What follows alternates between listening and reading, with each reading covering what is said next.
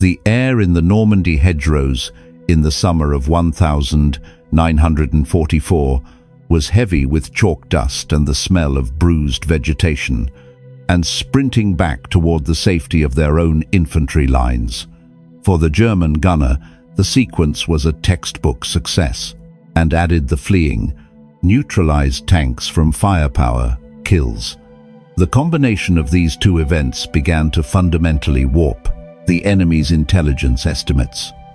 A frontline infantry commander saw a field littered with stopped Shermans and watched others limp away in retreat. He accurately reported that an Allied armored push had been halted and severely depleted, but that tactical observation was about to be mathematically weaponized. The men in the hedgerows were recording what they saw, but they were feeding those observations into an intelligence apparatus that misunderstood what a combat loss meant in an industrial war. To understand how this optical illusion solidified into strategic confidence, we must trace those frontline kill claims as they moved away from the mud of the battlefield and into the headquarters of the German High Command. When a German gunner claimed a kill, it was not merely a battlefield boast. It was a matter of strict military procedure. The Wehrmacht prized accurate reporting to manage their own increasingly scarce resources. A claimed tank kill had to be visually verified. The gun commander confirmed the armor-piercing strike, watching the enemy crew bail out and flee through the smoke. The machine was stopped. The crew had fled. The threat was neutralized. The gun commander, watching through his binoculars, verified the hit. Later, a trench officer might scan the sector with binoculars, counting the stationary, silent silhouettes resting in the crushed vegetation. Only then was the tally formally recorded in the unit logbook. To the officers drafting the evening situation reports, a crewless Sherman sitting motionless in no man's land was a permanently deleted asset. At the division level, this arithmetic of attrition began to compound. An entrenched anti-tank battery might report 12 verified kills. An adjacent infantry platoon, firing shaped charge weapons from a drainage ditch, might claim 4. A roaming heavy panzer unit operating on the flank might radio in 6 more. By nightfall, the division intelligence officer tallied 22 destroyed enemy tanks. According to captured documents, a standard American armored battalion fielded 53 medium tanks. Subtracting 22 left the enemy formation with barely half its strength. By standard military doctrine, a unit suffering that level of sudden loss was considered combat ineffective, requiring immediate withdrawal to rebuild. This localized math flowed upward to the corps command centers, arriving as neat, typewritten columns of data. The numbers were treated as ground truth. Staff officers in command, bunkers miles from the front, plotted these losses on massive situational maps using red grease pencils. They were confident in their calculations because they understood the physics of global supply lines. They knew the United States possessed immense industrial capacity. A mark was tallied in the unit logbook. That evening, the report would be radioed to battalion headquarters, moving up the chain of command, churning out thousands of vehicles in Detroit.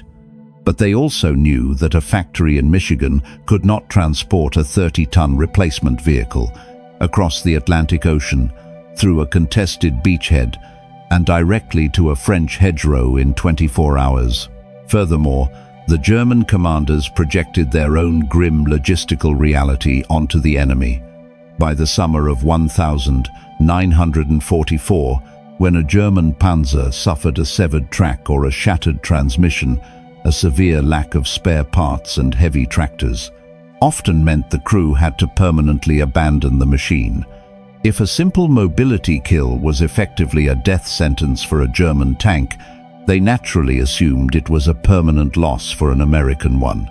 Based on these verified numbers, they planned their counterattacks, committing rare reserves against an enemy they believed was critically depleted. The logic was internally sound, but the foundational premise was hollow. The fatal error in the German calculation was the assumption that the battlefield remained static once the sun went down. They believed a tank abandoned in the mud at 3 in the afternoon would remain a permanent, rusting monument to their victory the following morning. But as twilight settled over the front lines and the immediate fighting paused, the silence was broken by the heavy, rhythmic grinding. To paint a clear picture of the day's tactical success, the sector defenders had knocked out 12 enemy tanks that afternoon, of massive, unfamiliar engines. The Germans were counting steel husks in the daylight, entirely unaware of the specialized, invisible machinery moving just beyond their sightlines. The sun set over the Norman bocage, and the battlefield cooled.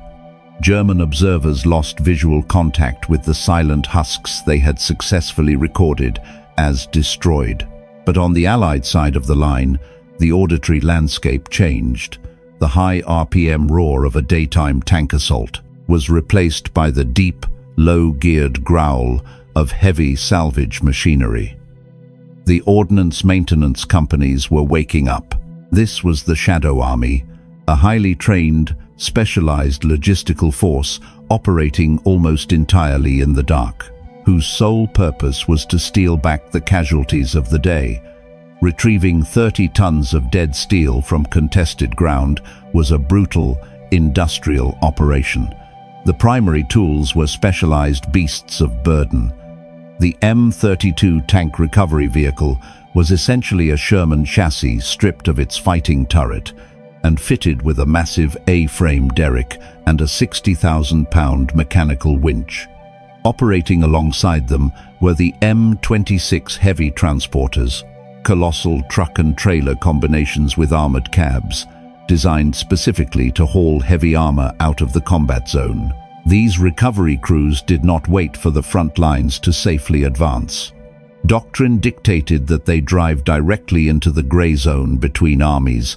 By every metric of traditional frontline combat, they had broken the back of the local Allied armor. They had done this before on other fronts, under the cover of darkness, navigating by moonlight and the dim, slotted glow of blackout drive lights. A disabled tank sitting in a field was often surrounded by uncleared mines, unexploded artillery shells, and the ever-present threat of German spotters listening for metallic noise. If a mechanic dropped a heavy wrench against a steel hull, a white phosphorus flare could shoot up from the German lines, instantly illuminating the recovery crew for a mortar strike. Working entirely by touch in the dark, the riggers slipped through the mud, crawling under the cold bellies of the knocked-out Shermans. If a track was violently snapped, they used sledgehammers and iron pry bars to temporarily bind the broken steel links, or manually drag the heavy treads clear of the road wheels. Thick steel towing cables were unspooled by hand, dragged through the wet grass, and shackled to the heavy towing pintles of the dead vehicle. Once the rigging was secure, the M32 recovery vehicle engaged its power takeoff.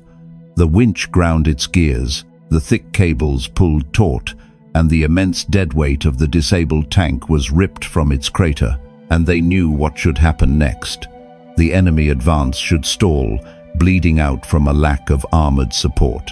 The wet earth fought back, suctioning against the lower hull, but the winches were geared low enough to drag a crippled Sherman through deep mud, even if its wheels refused to turn. In a matter of minutes, a machine the German anti-tank gunners had confidently marked as permanently destroyed was violently dragged backward out of the firing line and hoisted onto a heavy transport trailer. By the time the sun rose and the German trench officers lifted their binoculars to survey their handiwork, the field where they had counted a dozen dead tanks might be completely empty. The frontline optical illusion was complete. The evidence of the previous day's attrition had simply vanished in the night. But pulling a broken machine out of the mud did not automatically restore the arithmetic of the armored battalion. A tank with a shattered suspension bogie or a warped turret ring was still entirely useless for combat. Even if it was safely parked 3 miles behind Allied lines, the recovery crews had successfully retrieved the steel shells. But getting a dead tank back to a motor pool was only the first physical step. The true test of the system was how to fix heavy combat damage before the enemy realized the vehicle had survived. But 2 days later, the expectation shattered. The German gunners looked through their optics and saw the impossible. Behind the Allied lines, deep inside a dense French forest or concealed within a requisitioned farmyard, the night was illuminated by the harsh, blue-white flash of arc welders. The heavy transporters arrived, dropping their battered cargo into the mud.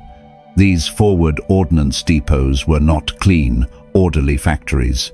They were triage centers for heavy machinery, operated by mechanics coated in grease, working under canvas tents against the clock. When a tank with a shattered track arrived next to a tank with a destroyed main gun, the mechanics did not see 2 ruined vehicles.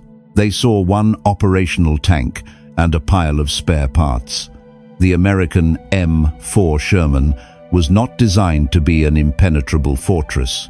It was designed as a standardized, modular platform.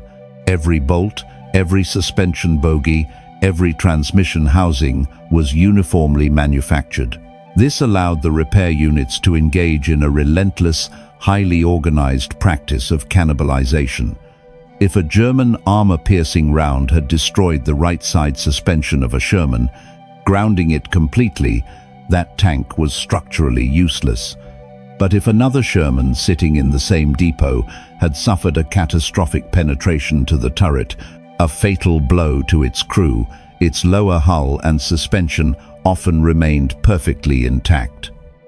The mechanics went to work. Using heavy cranes, pneumatic tools, and brute force, they stripped the undamaged suspension bogies from the burned-out hull. The same American armored battalion crested the ridge.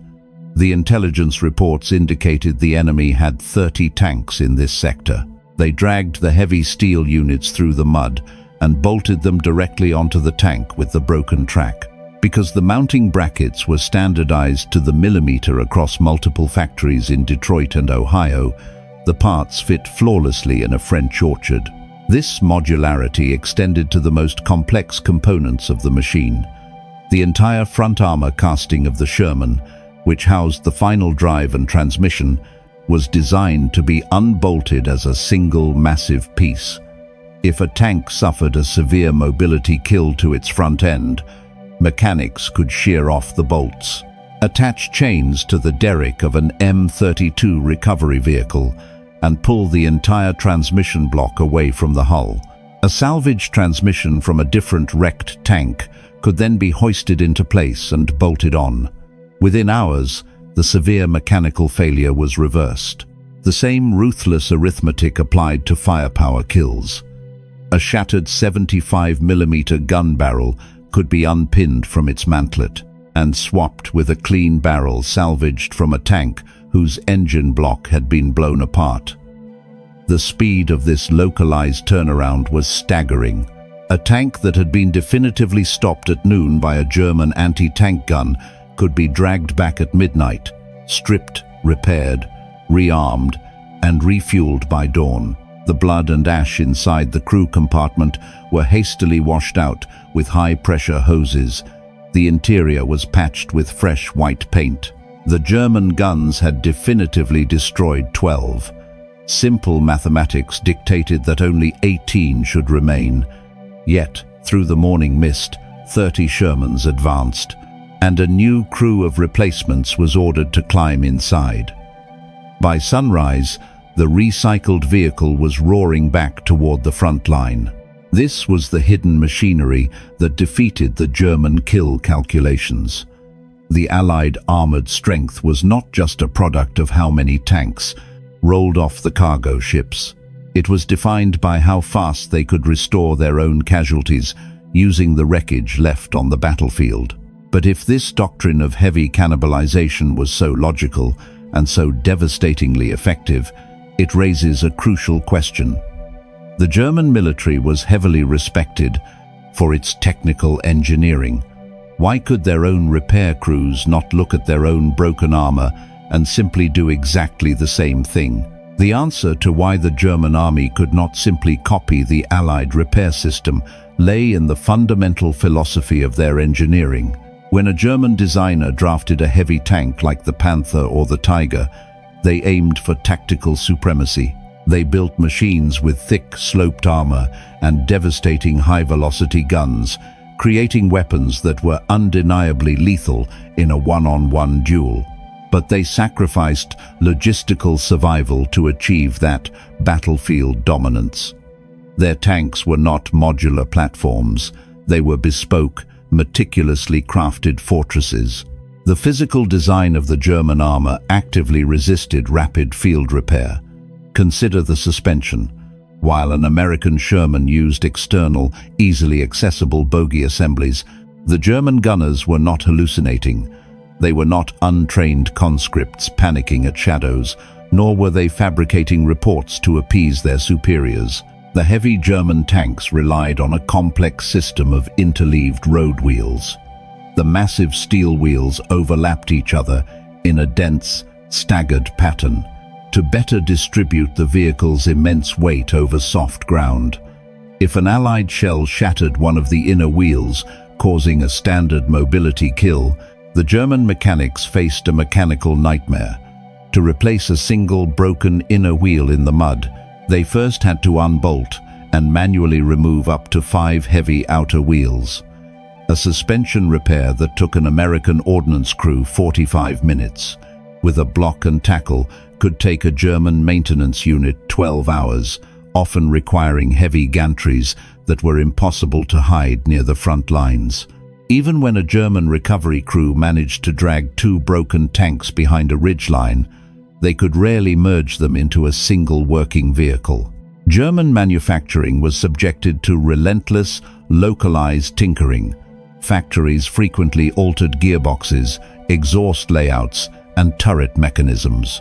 Without standardizing the changes across the entire production run, a transmission salvaged from a Panther tank built in March might not fit into the hull of a Panther built in August. Frontline cannibalization was not just discouraged by doctrine, it was frequently blocked by physics, because the bolt holes simply did not align. Furthermore, the Wehrmacht lacked an adequate fleet of heavy recovery tractors. Behind a camouflage net of woven branches, a German crew manned a 5mm Puck 40 anti-tank gun. They were veterans. They were competent, lethal professionals, reporting exactly what their eyes confirmed. They had seen the armor-piercing impacts. They had seen the smoke.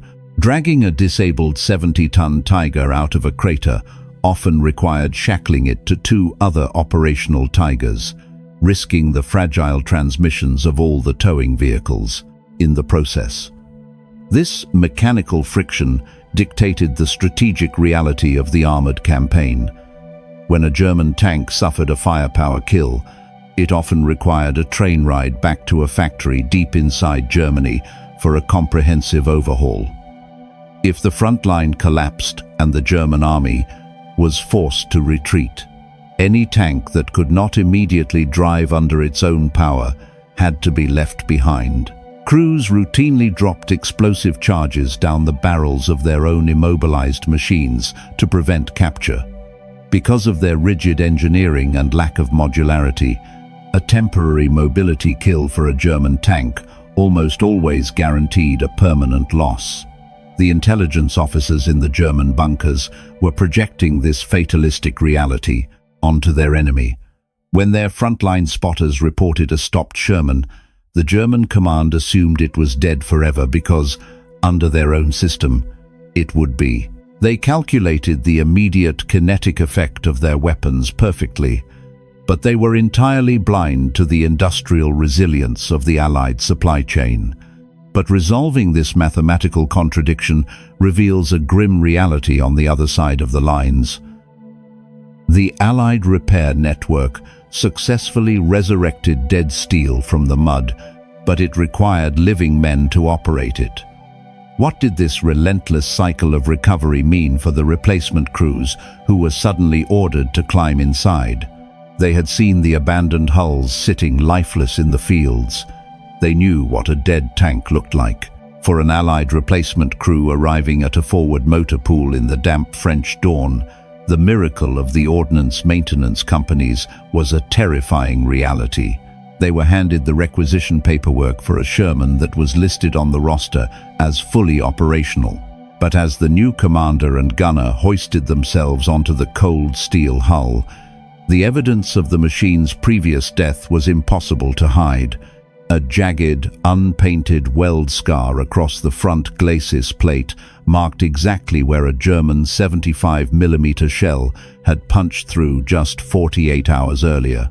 Inside the cramped turret, the heavy, metallic smell of cordite and engine grease was overpowered by the sharp, chemical stench of industrial bleach. The mechanics hurried, attempt to scrub away the blood of the men who had occupied those seats before them. The machine was functionally immortal. The men were not. This was the heavy human cost of the Ghost Fleet. The Allied logistical system could cannibalize shattered suspensions, swap warped main guns, and hoist salvaged engines into ruined chassis, creating a relentless iron river that never seemed to deplete. But the new crews had to strap themselves into the patched steel, resting their boots on the same floorboards where the previous crew had fallen. Knowing exactly how easily the vehicle's armor could be defeated, they were driving recycled casualties back into the line of fire. Yet, the kill tallies sent to German High Command were beginning to mathematically exceed the total number of tanks the Allies had even shipped to the sector. This brings us back to the German gunner hiding behind the camouflage net in the Normandy hedgerow, looking through his optics and doubting his own calculations. When he watched his armor-piercing shell strike a Sherman, when he saw the steel tracks shatter into the dirt and the surviving crew flee in terror, he was not hallucinating, and he was not inflating his numbers. He had truly scored a kill. The physics of his weapon had performed flawlessly, but the question was never really about whether a German high-velocity gun could defeat 30 tons of American armor. It was about whose industrial doctrine could absorb the friction of reality. The German military measured victory by the kinetic destruction of individual machines. They relied on heavily engineered, bespoke fortresses that dominated the moment of contact, but proved impossible to sustain under the grinding pressure of a prolonged campaign. The Allies measured victory by the resilience of their system. They built a sprawling, unseen apparatus of standardized manufacturing, interchangeable parts, and heavy recovery doctrine. They treated a broken tank not as a permanent loss, but as a temporary logistical deficit waiting to be balanced.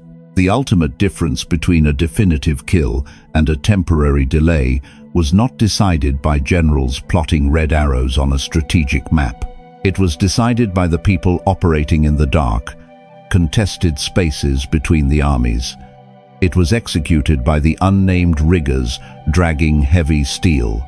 An industrial powerhouse like the United States could manufacture thousands of vehicles in Detroit, but a factory on another continent could not.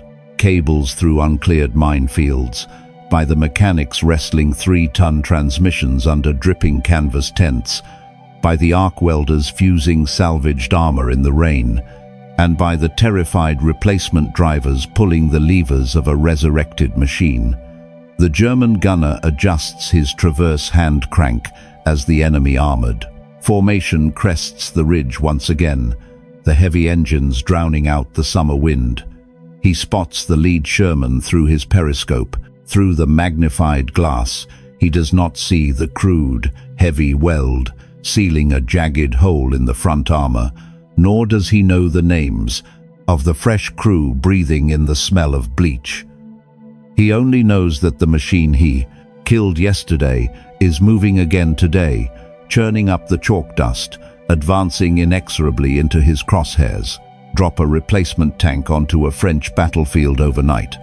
The contradiction was absolute. The men in the hedgerows were telling the truth, but the numbers were lying. To understand how an entire army could be deceived by its own accurate observations, we first need to look closely at the smoking metal left in the fields. We need to examine the precise mechanical threshold of destruction and understand what the word destroyed actually meant when 30 tons of armor abruptly stopped moving. To a frontline gunner, the metric for success was visual. An armor-piercing round strikes, the target halts, smoke billows, the crew escapes. It looks like death. But beneath the surface of a battlefield, military engineers categorize damage through a strict, unsentimental taxonomy. A tank is not a single solid block of iron. They understood the geometry of an ambush, the ballistics of their weapon, and the exact distance at which an armor-piercing shell could defeat 30 tons of enemy steel. It is a complex, fragile ecosystem of hydraulics, fuel lines, glass optics, and human operators, all wrapped in a heavy steel shell. When a projectile struck that shell, the resulting damage fell into 3 distinct categories, and only one of them matched the German gunner's expectation. The first was the catastrophic loss, categorized as a kill. This occurred when an incoming round penetrated the fighting compartment and ignited the main gun ammunition, or the internal aviation fuel. The result was instantaneous and final.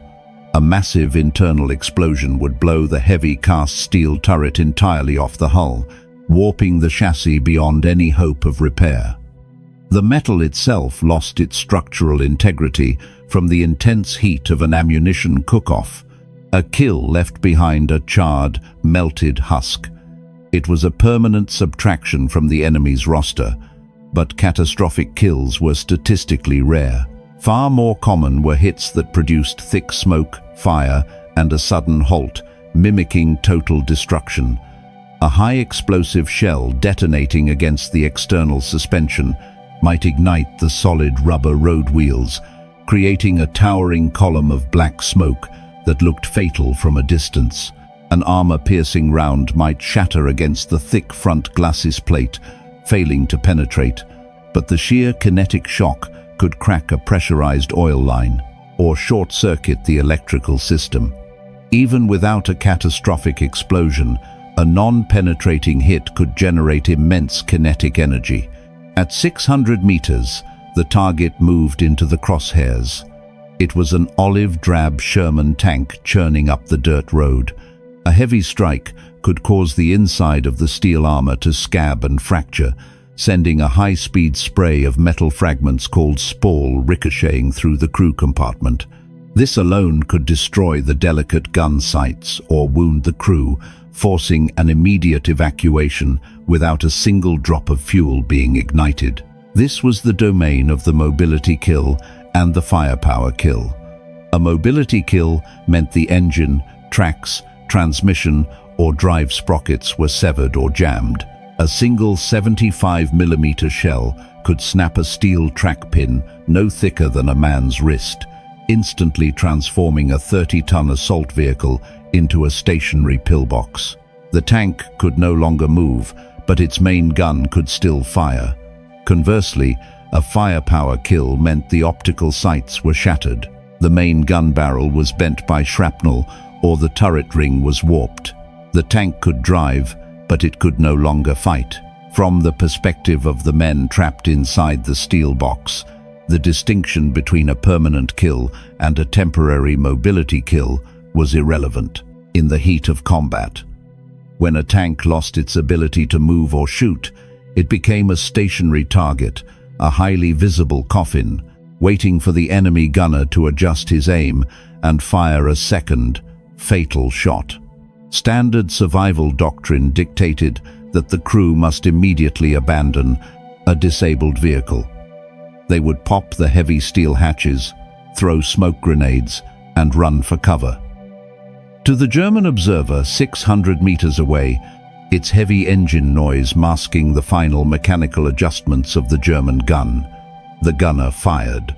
The sight of a smoking, motionless hull and fleeing tankers confirmed a kill. The gunner recorded a destroyed Sherman. But the steel hull sitting quietly in the field was not dead. It was merely dormant. Its armor was largely intact, its main gun functional, its radio equipment undamaged. The tank had simply been knocked out of the current engagement. The crucial question became, just how vulnerable was this 30-ton machine to being stopped in the dirt without suffering a fatal blow? The decision to abandon a tank in the middle of a firefight was rarely made out of panic. It was a cold, calculated assessment of survival. Once a projectile severed a track or jammed a drive sprocket, the tank's greatest advantage, its mobility, evaporated. In the fluid, high-velocity environment of armored warfare, a stationary tank was not merely a vehicle, it was an anchor. It became the focal point for every enemy gunner in the sector. A mobility kill, or M-kill, usually followed a predictable chain of mechanical failure. The running gear of a Sherman tank, while rugged, was inevitably exposed. A well-placed anti-tank round didn't need to pierce the thick, angled frontal armor to end the machine's role in the battle. It only needed to find the suspension bogies, the return rollers, or the final drive housing. When a shell shattered a drive sprocket, the high-velocity crack echoed across the field, followed a second later by the distinct, violent ring of hardened steel striking cast armor, or blew a steel track link apart. The tank's powertrain might still be roaring, but the energy had nowhere to go. The engine would scream, the transmission would engage, but the vehicle would sit motionless, shuddering under the immense torque of its own internal machinery. For the crew inside, this was the critical moment of decision. The tank was a magnet for incoming fire. Even if the armor had not been penetrated, the German gunners were trained to focus on any target that remained on the field. To stay inside a mobility-killed tank was to invite a second, likely fatal, shot. Abandoning the vehicle was the doctrine of self-preservation.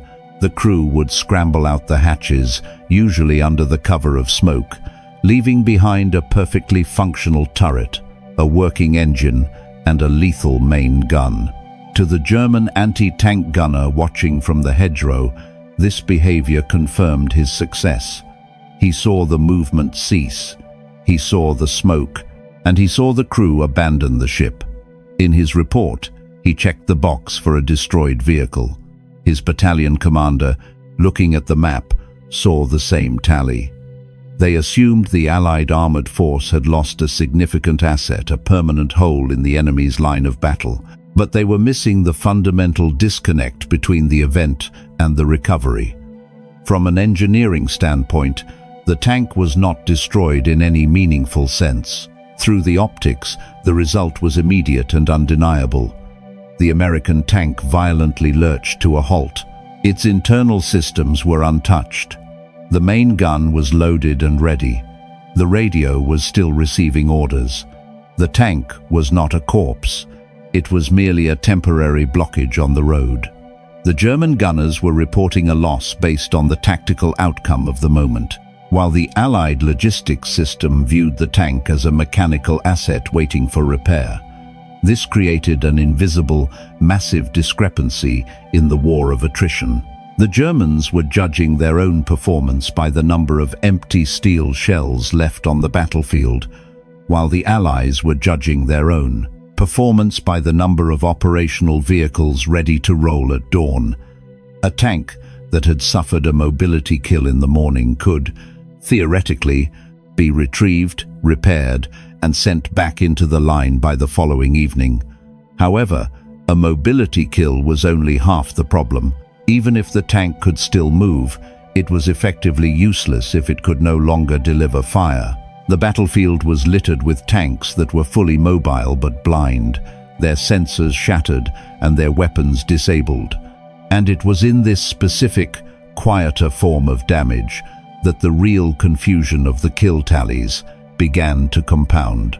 While a severed track left a tank paralyzed in the mud, a different kind of strike created an entirely opposite problem. One of its steel tracks snapping and unspooling into the dirt like a broken watch spring.